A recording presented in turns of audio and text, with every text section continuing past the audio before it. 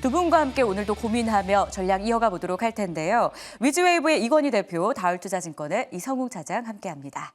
어서 오십시오. 네, 불확실성에 갇힌 국내 증시입니다. 계엄 사태 이후 이틀 연속 자산 시장은 상당히 위축된 모습인데요. 낙폭이 크진 않지만 언제 어떤 이슈가 또 나올지 모른다는 불안감이 투자자들의 몸을 좀 사리게 하고 있습니다. 인내해야 될까요? 아니면 탈출해야 될까요? 아니면 기회로 보는 시각도 조금은 공존을 하는데요. 저희 방향성 한번 잡아보겠습니다. 일단 대표님, 어제 금융당국이 발빠르게 여러 조치들을 좀 취해줬고요. 봉합은 된 것 같긴 한데 문제는 근본이 좀 해결되지 않아서 우리가 불안해하는 것 같아요. 오늘장 약보합 정도인데요. 여기서 만족해야 되는 상황인가요? 오늘 오전장으로는 어떻게 보셨어요? 일단 지금 오전에는 여전히 이제 시장은 좀 불안감을 좀 갖고 있다라고 보시면 될 것 네. 같고요. 지금 그 불안감의 지표를 뭘로 확인하냐? 우리 이제 숫자로 확인을 하잖아요. 이제 이 증권 이제 투자하시는 분들은 그러면 그 지표가 가장 핵심적인 지표는 아마 환율이 될 가능성이 높은데 지금 계엄 상황이 발생이 되고 나서 환율이 1,440원을 돌파했다가 지금 1,410원대까지 내려와 있긴 하는데 여전히 이제 그 직전의 가격이 1,400원 정도였기 때문에 한 10원에서 한 15원 정도 지금 조금 올라가 있는 거죠. 그러니까 한마디로 우리나라 원화 가치가 떨어져 있는 건데 그만큼의 불안이 아직은 해소가 안 됐다라고 보시는 게 맞고요. 지금 계엄 관련돼서 뭐 국회에서 발빠르게 해제를 하면서 상황이 종료된 것 같지만 아직까지 이제 절차가 여러 가지가 남아 있고 또 지금 대통령실 같은 경우 여전히 또 부인을 하고 있는 상황이어서 합법적이었다는 얘기를 하고 있기 때문에 여러 가지 이제 논란들이 좀 앞으로 좀 남아 있습니다. 그래서 지금 정치적인 불안은 좀 당분간 지속될 수 있고 그렇게 되면 외국인들이 적극적으로 들어오기엔 좀 애매한 시장인 거죠. 여전히 이제 좀 지켜보는 상황이 나올 거고요. 이번 주 늦어도 한 다음 주 정도까지는 이런 것들이 어느 정도 정리가 된다는 게 보이지 않으면 시장은 조금 관망세가 짙을 수밖에 없다라고 생각하고 있고요.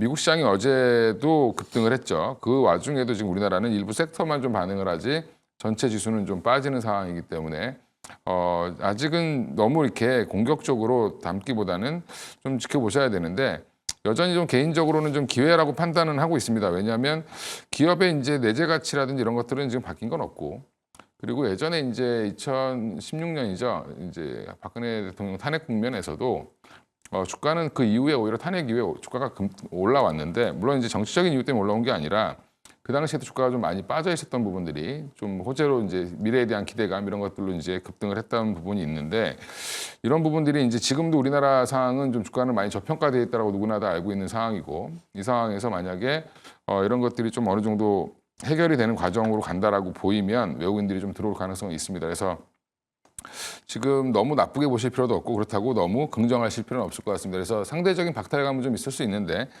시간이 어차피 해결해 줄 상황인 것 같고요. 시간이 좀 지나야 된다. 그러면 이번 주 다음 주는 조금 너무 공격적인 투자보다는 좀 관망하시면서 어느 정도 추이를 좀 지켜보실 필요는 있을 것 같습니다. 문제는 근데 또 외환 시장입니다. 환율이 당분간은 좀 1,400원대를 지속할 수 있다는 분석이 계속해서 나오고 있는 것 같아요. 원화 리스크 여진이 아직 남아있는 건지 많이들 궁금하실 것 같은데요. 차장님 의견은 어떠실까요?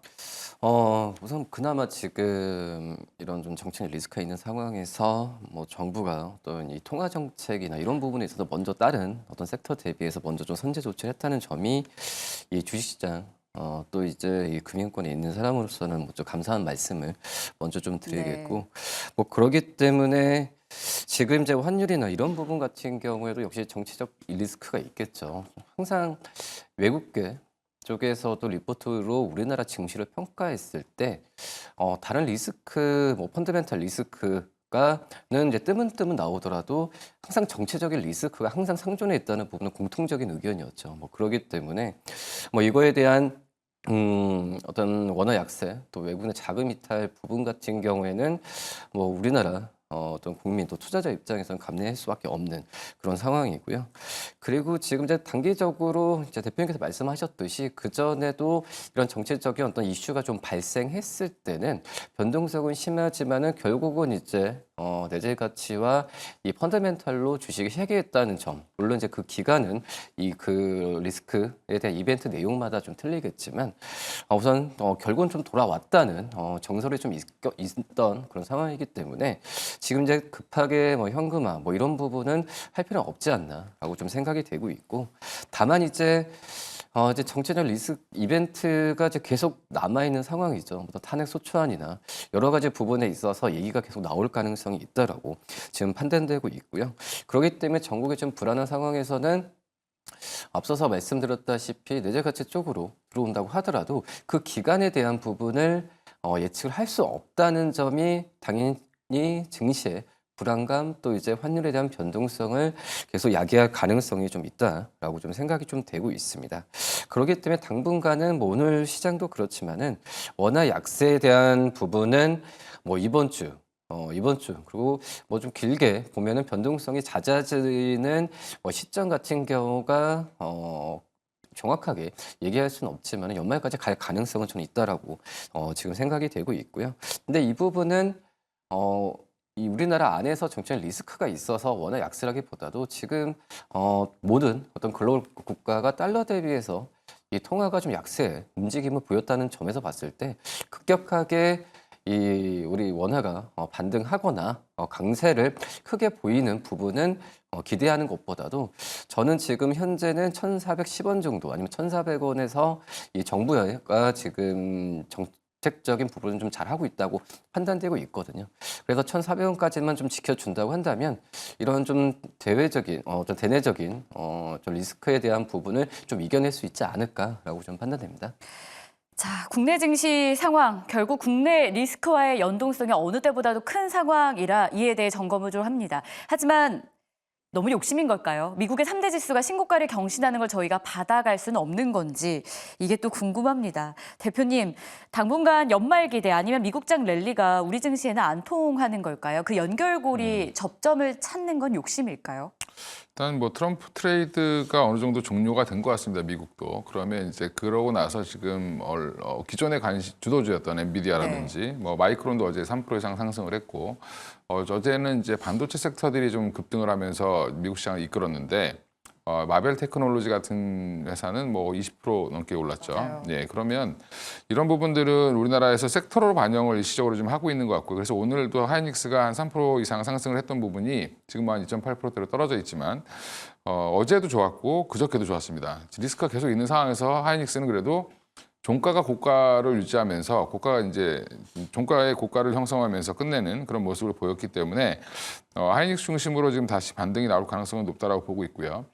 특히 이제 어제 마벨 테크놀로지 관련된 종목을 또 찾죠, 시장에서는. 거기서 이제 뭐 자람 테크놀로지 같은 종목들을 찾은 걸로 보이고, 지금 하는 내용이, 사업 내용이 비슷하다 보니까 이제 올라오는데, 사실은 마벨 테크놀로지 같은 경우는 이제 데이터 센터가 확장되면 확장될수록 같이 좋아지는 회사라고 보시면 되고요. 그 과정에서 이제 그 데이터 센터 관련된 렉과 이제 뭐 서버와 서버, 이 렉과 렉 간의 연결을 해주는 그런 커넥트 관련된 반도체를 만드는 회사인데 설계하고 하는 회사인데 그게 이제 우리나라 자람 테크놀로지와 같이 연관이 되어 있다 이렇게 지금 하면서 좀 올라오는 모습이고요. 섹터 반응은 할 수 있는데 사실은 지금 전체적인 반응은 좀 하기는 어려운 거죠. 그래서 부분적으로 지금 정치적 리스크가 커짐에도 불구하고 하이닉스는 지금 오늘까지 보면 이틀 연속 지금 12월 3일, 4일 모두 지금 양매수가 들어오고 있고 기관 외국인 지금 현재도 지금 외국인들이 많이 사고 있는 걸로 좀 보이는데 그런 부분들을 보면 여전히 외국인들도 그닥 그렇게 관망을 하고 있지만 적극적으로 사고 있지는 않지만 그래도 좀 괜찮게 보고 있는 것 같습니다. 그래서 저는 이게 어느 정도 이제 그 로드맵이 우리나라 이제 정치 상황이 예측 가능해지면 외국인들이 생각보다 후반영할 가능성도 높다. 그래서 미국에서 어느 섹터가 올라오는지를 여전히 유심히 보실 필요가 있을 것 같고요. 여전히 지금 AI가 끝났다, 뭐 투자가 과잉이다, 뭐 엔비디아는 이제 뭐 다른 회사들이 알아서 자기들 거 만드니까 엔비디아 끝났다라고 얘기하시는 분들 많이 계시는데 아직 안 끝난 것 같습니다. 그래서 한 내후년까지는 엔비디아의 독점이 당분간 이어질 가능성이 높고요. 관련돼서 데이터 센터 관련된 종목들이 올라오고 있는 것들을 보면 실적이 좋아지니까 지금 주가가 올라오는 거거든요. 그런 부분들을 보면 여전히 우리나라도 지금 AI 관련된 종목들은 좋아질 수밖에 없다라고 생각하시면 될 것 같고요. 뭐 대표주는 우리나라는 SK 하이닉스 정도가 가장 대표주니까 이거 중심으로 이게 올라와야 오늘 뭐 테크인 같은 종목들이 급등하고 뭐 아까 자람 이런 같은 종목들이 올라오는 거죠. 그러니까 형님들이 잘해줘야 사실은 나머지들이 좀 올라올 가능성이 높기 때문에 지금 오늘 반도체 장비 소부장들이 오랜만에 좀 반등 나오는 것도 결국엔 삼성전자와 하이닉스가 지금 좋은 모습을 보여주기 때문에 올라오는 거다라고 보시면 되고요. 이게 추세 상승으로 이어질까 여부는 조금 당분간 좀 지켜보실 필요는 있을 것 같습니다. 자, 그렇다면 차장님의 의견도 바로 들어봅니다. 저희가 앞서 주제이기도 했죠. 인내, 탈출, 기회. 이 중에서 저희는 12월 안개 속인 상황 어떤 걸 선택해야 그래도 안정적인 흐름으로 견고하게 지켜낼 수 있을 거라 보세요? 인내라고 좀 볼 수 있겠는데요. 네. 근데 시간이 오래 걸릴 것 같은. 시간은 걸리지만 인내하자. 네. 근데 우선 뭐 미국 증시 뭐 디커플링 현상은 올해 내내 이어졌죠. 정말 이 투자자분들도 뭐 지칠 만큼 지치지 않았나라고 좀 생각이 네. 되고 있고요. 뭐 거래 금액도 뭐 10조 원 미만 뭐 이렇게 되는 상황에서 정말 이제 또 증시가 안 좋다는 것보다도 좀 관심이 많이 떨어지는 상황에서 뭐 시장에 어떤 모멘텀이 없는 특히 이제 뭐 반도체 쪽이 이 시가총액 큰 부분을 차지하고 있는 상황에서 뭐 그거에 대한 메리트가 좀 많이 떨어지는 상태에서 전체적인 분위기는 가라앉지 않았나라고 좀 생각이 좀 되고 있고요. 제가 봤을 때도 제가 뭐 탈출이라는 말은 좀 약간은 좀 심한 표현이고 뭐 기회라는 표현도 그 적극적으로 좀 말씀을 뭐 드리기에는 좀 한계는 분명히 있다라고 좀 생각이 되고 있고 하지만 이 부분을 전체 우리나라 주식 시장으로 묶어서 이렇게 판단하는 거는 굉장히 좀 오산이지 않나라고 좀 생각이 되고 있고요. 그 안에서도 지금 봤을 때는 기회라는 단어를 적용한다면은 이 실적에 대한 성장 또 글로벌적인 이 어떤 독점적인 좀 위치 또 그리고 기업들의 이제 투자하는 그런 섹터들도 굉장히 좀 많거든요. 하지만 전체적인 이 시장에 관심 떨어지면서 주가가 생각보다 그 어떤 밸류를 잘 못 받고 있는 섹터들도 굉장히 좀 많다라고 좀 판단되고 있습니다. 뭐 그렇기 때문에 당연히 종목 선별이나 섹터 선별도 중요한데 지금 현재 시점이 그 부분은 더욱더 적극적으로 활용할 수 있는 기회이지 않을까라고 좀 생각이 되고 있고요. 정치적인 어떤 리스크 때문에 주가가 떨어졌을 때 이런 종목들은 당연히 과대 납북. 저도 제가 생각해도 지금 뭐 이런 그 변동성이 있었을 때 어떤 그 새로운 모멘텀 있는 종목들이 올라간다는 것보다도 과대 납폭했던 종목들한테 오히려 좀 1차적으로 유동성이 더 몰릴 가능성이 있다라고 좀 판단되고 있거든요. 그래서 앞서서 말씀드렸던 이 적점적 위치 또 이제 투자하는 부분 또 이제 펀드멘탈상으로 봤을 때도 뭐 조선적 그리고 최근에 좀 이 시적에 대한 상승 여력이나 인지도를 갖고 있는 이 엔터 기업들 같은 경우에는 저는 좀 관심 있게 봐야 되는 게 맞다라고 좀 생각이 되고 있고요. 그리고 과대 납폭이라기보다는 생각보다 주목을 많이 받지 못했었던 최근에 이제 미디어 관련주들, 뭐 네이버도 그렇고, 뭐 카카오도 그렇고 이런 종목들에 대한 유동성이 좀 많이 들어오고 있는데 이런 종목들에 대한 매수세를 좀 유지를 하는 게 낫지 않을까라고 생각이 되고 있고요. 뭐 하반기 때 어떤 종목들이 가고 어떤 섹터 간다고 하더라도 저는 이 거래 대금이 크지 않으면 순환매 장세라고 표현을 하는 거는 굉장히 무리가 있다고 생각이 되고 있거든요. 그렇기 때문에 이런 종목들에 앞서서 말씀드렸던 그런 섹터들에 대한 저가 매수는 저는 당분간 이어질 가능성이 좀 크다라는 좀 판단이 좀 되고 있기 때문에 이런 섹터에 대한 뭐 적극적으로 됐습니다. 적극적인 표현도 괜찮다고 판단되고 있고 이런 종목들을 매수하는 관점이 낫지 않을까라고 좀 생각이 되고 있고요.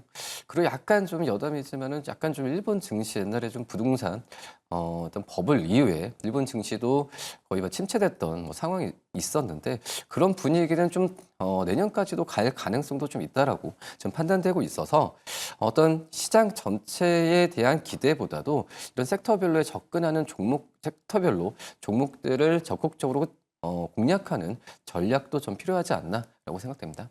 알겠습니다. 이런 가운데 이건희 대표님은 앞서서 극적인 기회라고 보면 당연히 안 되겠지만 기업의 내재 가치가 바뀐 게 없기 때문에 기회 시기를 만나긴 할 거다. 그 시기를 좀 잘 보자라는 조언을 주셨습니다. 그럼 대표님, 이를 주도할 섹터로 혹시 눈여겨보시는 쪽이 있을까요? 일단 지금 우리나라 기존 주도주들 이제 보시면 되는데 여전히 네. 저는 반도체 쪽은 기회가 있다라고 보고 있고요. 특히 네. 이제 하이닉스는 지금 너무 저평가되어 있다고 개인적으로 판단하는데 그리고 이제 소부장 종목들도 생각보다 많이 빠졌죠. 뭐 한미반도체도 그렇고, 그다음에 지금 최근에 뭐 유상증자 논란이 있는 유스페타시스도 그렇고, 이런 이제 개별적인 논란이라든지 전체적인 흐름만 좀 바뀐다라고 하면 사실은 또 언제든지 튀어 올라갈 수 있는 게 우리 쪽에 있는 종목이라고 생각하는데, 오늘 삼성전자가 좀 1%대 상승 보이니까 뭐 이오테크닉스 같은 종목은 뭐 7%, 8%씩 올라오죠. 그러니까 이렇게 지금 언제든지 준비되어 있는 자금들은 있다라고 보면 사실은 불씨만 마련해 주면 지금 저는 뭐 반도체 섹터가 됐든 뭐 바이오 섹터가 됐든 올라갈 가능성은 있다라고 보고 있습니다. 근데 지금 좀 보면 전력기기도 급락이 나오지만 또 다시 보면 반등도 세게 나오죠.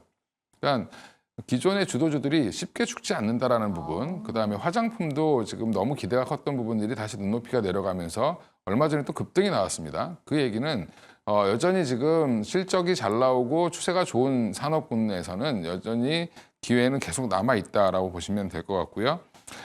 이제 정치적 리스크든 뭐든 지금 여러 가지 이제 외생 변수에 의해서 내재적 가치가 지금 떨어져 있는 상황이기 때문에 이건 결국 이제 수급의 문제죠. 이제 사람들의 심리만 좀 돌아서고 이런 부분들이 좀 개선된다라고 하면 주가는 언제든지 튀어 올라갈 가능성이 있다. 우리나라 지금 뭐 지수 자꾸 이제 얘기하시는데 미국의 지수는 올라가는데 우리는 안 올라가냐 이렇게 얘기하시는 부분들이 있는데 우리나라 지수가 그렇게 꾸준히 올라간 적이 별로 없습니다. 그러니까 한마디로 주요 섹터 지금 우리나라가 어디에 지금 기업들이 돈을 벌고 있나 이거에 좀 집중하시는 게 오히려 더 현명한 판단일 것 같습니다. 좋습니다. 기존에 주도했던 섹터 위주로의 상승이 앞으로 불확실성 해소 시에도 나오게 될 것이다. 눈여겨봐야 한다면 기존 주도주 위주의 강세를 우리가 지켜보자라는 조언까지 확인을 해봤습니다. 자, 역사의 한 줄이 될 시기를 저희가 함께 지나가고 있습니다. 일단 테마가 아닌 주도주의 상승세가 오늘도 나와주기 때문에 반갑죠. 반도체에 대한 투자 전략 이어가 볼 텐데요. 간만 미국 기술주가 강세를 보였습니다. 그 가운데 엔비디아가 3.5% 급등하며 사상 최고치에 근접하는 모습이었는데요. 이 온기가 국내 반도체에도 일단 확산됩니다. 보시면 HBM, 뉴로모픽 반도체, 낸드, LED 장비, CXL 반도체 관련 종목들이 일제히 강한 모습을 보여주고 있습니다. 이에 대한 투자 전략 이어가 보죠. 차장님 의견부터 들어볼 텐데요. 엔비디아 시총이 3조 5,540달러로 불어났어요. 반도체의 방향키가 되는 종목이기 때문에 특별히 주목할 상승 배경이 좀 있었는지부터 체크해 볼게요. 우선은 제가 봤을 때도 지금 이제 미국의 어떤 중국 쪽에서 HBM에 대한 뭐 수출의 제동이나 이런 부분이 이번 주 초에 뭐 다른 국외적인 이슈였던 상황이고 여기 저 중국 같은 경우에도 이 원자재에 대한 수출을 미국 쪽에서도 수출에 대한 제한 부분을 좀 얘기 나와주면서 뭐 이런 이 미국이 중국 쪽에서의 HBM 수출에 대한 제한은 제가 봤을 때도 다른 여러 국가들의 반도체 장비 기업들 같은 경우에 중국 쪽의 수출이 좀 제한되는 분위기로 가고 있다는 점에서는 악재라고 좀 생각이 되고 있는데 다만 이제 미국 쪽에서의 이 반도체 뭐 기업들에 대한 어떤 이 반사 이익에 대한 기대감은 좀 있었다라고 좀 생각이 되고 있고요. 그렇기 때문에 그전처럼 올해 상반기처럼 이 엔비디아 가기 때문에 우리나라 뭐 SK하이닉스가 크게 오르거나 그런 상황은 지금은 아니지 않나라고 좀 생각이 되고 있고 오히려 지금 이제 우리나라 반도체 전체 드램이나 낸드나 여러 장비 쪽과 합치더라도 이 중국 쪽의 수출 비중이 제일 높죠. 뭐 그렇기 때문에 미국 쪽에서의 어떤 중국 쪽의 수출 제한에 대한 부분은 계속해서 논의가 되겠지만은 우리나라 장비 기업들 같은 경우에 중국 쪽의 수출에 대한 어떤 그 캐파가 좀 작아진다는 점에서는 오늘 좀 반등이 일어난다고 하더라도 제가 보다 길게 봤을 때는 좋은 모습은 아니다라고 좀 생각이 되고 있고 다만 이제 뭐 HBM을 본다고 하면은 그게 이제 삼성전자 쪽에 일부 납품을 하죠. 중국 쪽에. 하지만 SK하이닉스는 거의 이제 중국 쪽으로 HBM을 이 수출을 하지 않고 대부분 이제 미국 쪽 기업들과 연관이 그 납품을 하고 있는 구조로 좀 가고 있기 때문에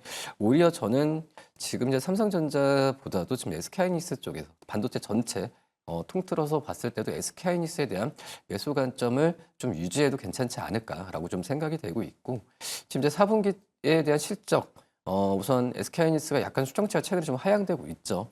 하지만 이 부분 같은 경우에는 이 드램과 낸드 쪽에서의 판매 부분 같은 경우가 당연히 이 떨어지는 상황을 반영하는 수치이기 때문에 뭐 그런 부분에 대한 시장에서의 우려는 저는 이미 좀 주가에 좀 선반영되지 않았나. 그런 HBM에 대한 관련된 독점적인 지위만 SK하이닉스가 계속 유지를 해준다고 한다면은 저는 SK하이닉스의 상승 여력은 다시 한번 나올 가능성이 있지 않을까라고 좀 생각이 되고 있고요.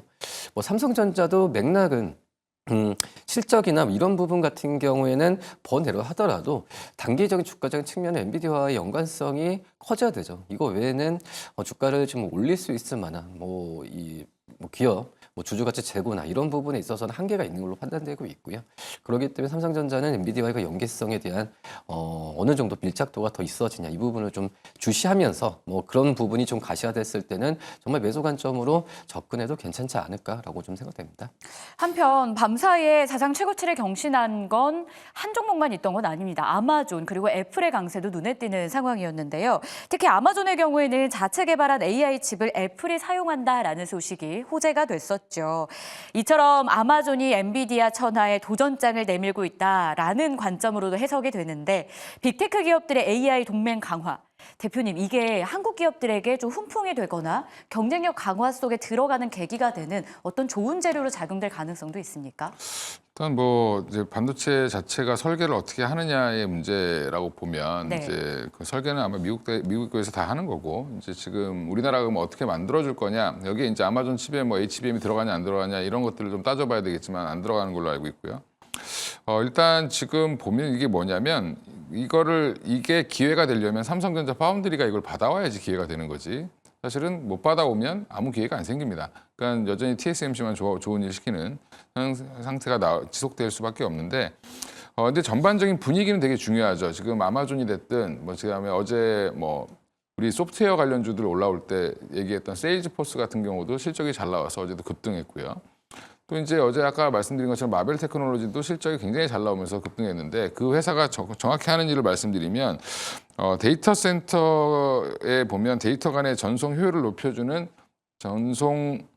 데이터 처리 장치가 있습니다. DPU라는 게 있는데 이거를 주로 제작하는 업체가 마벨 테크놀로지입니다. 그러니까 한마디로 반도체 내에서도 얼마나 열을 덜 내면서 빨리 뭔가를 전달해 주냐가 되게 중요하잖아요. 계산을 빨리 하는 것도 중요하고 저장을 빨리 해주는 것도 중요한데 이 데이터 간에도 또 전송이 또 빨라야 됩니다. 그 렉과 렉 사이에도 굉장히 빨리 움직여야 되는데 이런 부분들을 해결해 준 게 마벨 테크놀로지여서 이게 저는 데이터 센터가 지금 잘 되고 있다는 부분이거든요. 결론적으로.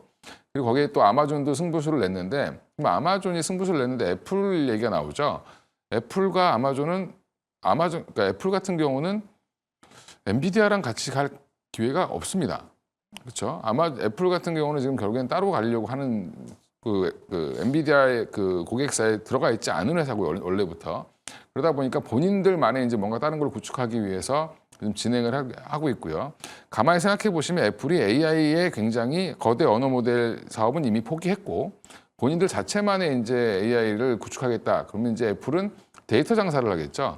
그럼 본인들의 데이터를 얼마나 잘 가공해서 지금 앞으로 이런 그 LLM이라든지 이런 거대 그 데이터들을 필요로 하는 회사들한테 어떻게 제공을 하고 어떻게 협력을 해서 본인들이 돈을 벌까 이거를 좀 고민하고 있을 텐데 그런 부분들을 보면 지금 우리나라 이제 전반적으로 AI 산업이 너무 거품이다. 그다음에 엔비디아 이제 투자 시기는 이제 끝난 것 같다라고 얘기하시는 분들이 꽤 있죠. 근데 그런 부분들이 아직은 좀 해소가 안 됐다라고 보시면 되고요. 그 시그널은 어차피 빅테크들이 줄 겁니다.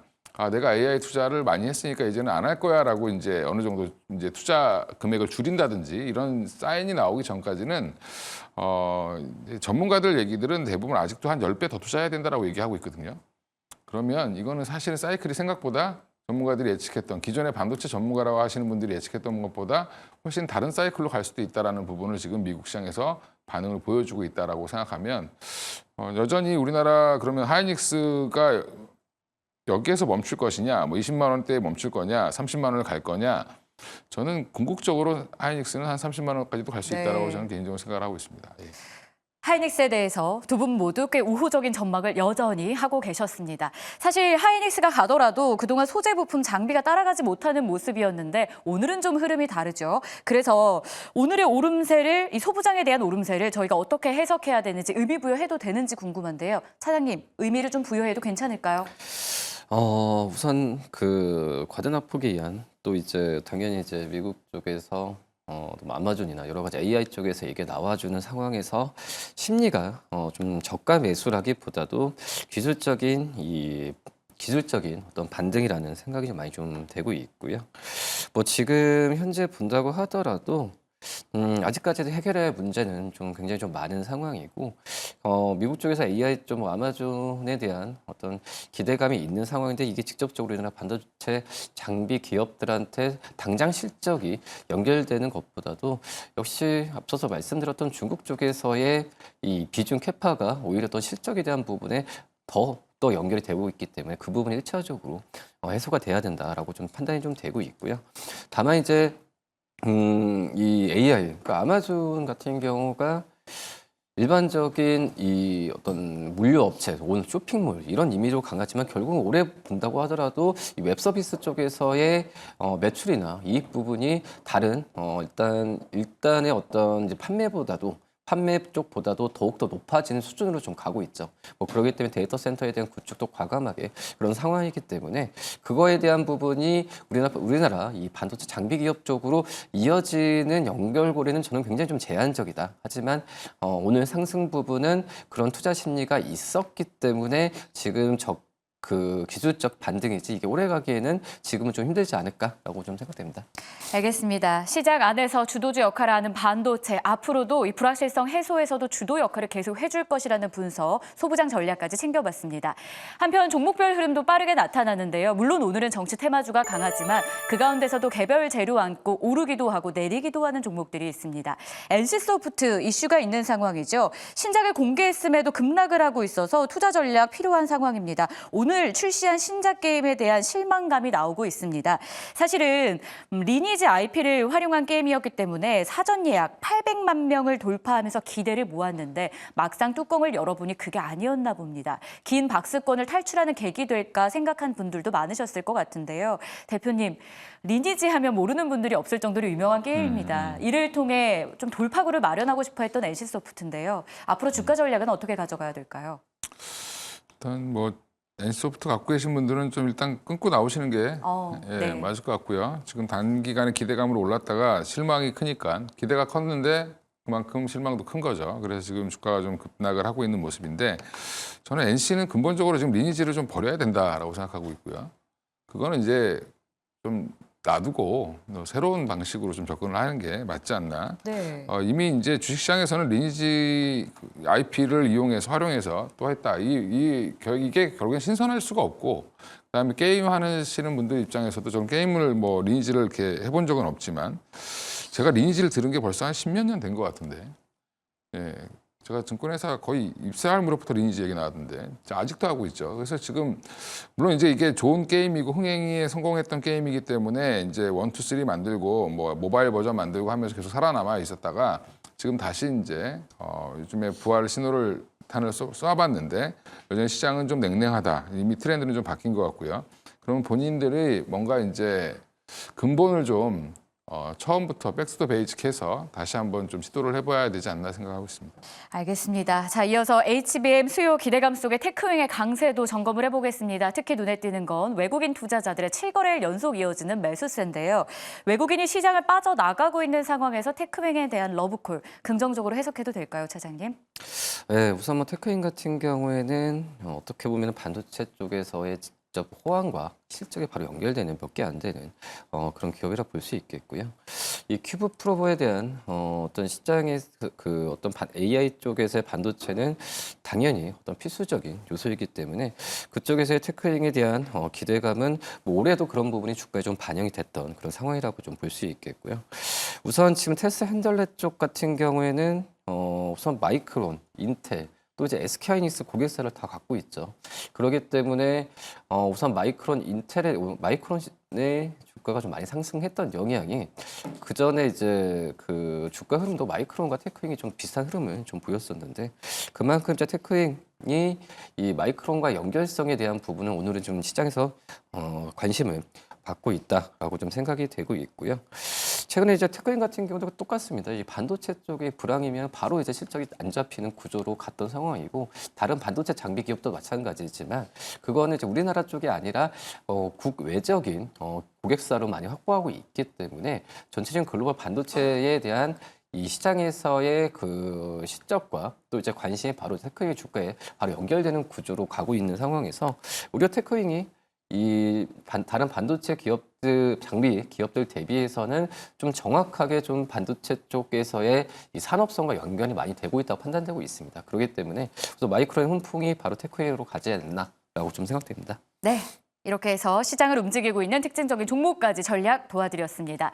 시장은 발빠르게 지금도 움직이고 있습니다. 수급의 상황도 그런데요. 사실 외국인 투자자들이 11월 들어서 3거래일을 제외하고는 줄곧 매도만 했다가 12월 3일을 기점으로 5천억 원 순매수를 보여주며 기대를 갖게 합니다. 하지만 예측하지 못했던 이슈들로 인해 이틀 연속 또 매도 포지션을 잡고 있는데요. 이 가운데서도 어떤 종목을 매수를 하긴 합니다. 그건 무엇인지 그 안에서 힌트를 우리는 발견할 수 있을지 알아보도록 할게요. 수급의 참견 함께 하시죠.